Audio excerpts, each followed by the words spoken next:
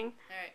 This one's kind of cool, because this is, when you said it, I really did. I thought of this because it was kind of a story that would have been passed down. You haven't heard Charlie Daniels Band? Alright, it was back in my day, but it says, well, if you ever go back into the woolly swamp, you better not go at night. There's things out there in the middle of them woods that make a strong man die from fright. Things that crawl, things that fly, things that creep around on the ground. And they say the ghost of Lucius Clay, he gets up and walks around. The old man lived in the woolly swamp way back in Booger Woods. He never did a lot of harm in the world, but he never did do no good. People don't think too much of him. They all thought he acted funny. The old man didn't care about people anyway.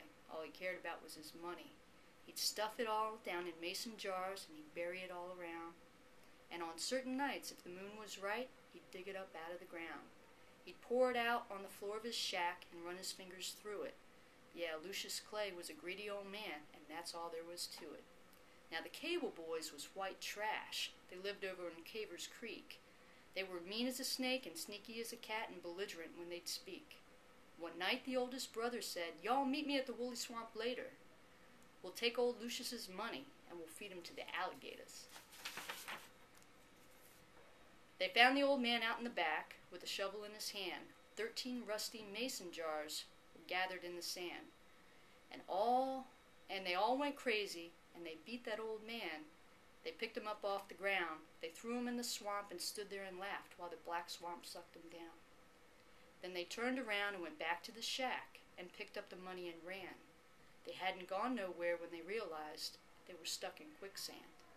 And they struggled and they screamed, but they couldn't get away, and just before they went under, they could hear that old man laughing in a voice as loud as thunder. Now that was 50 years ago, and you can go back there yet.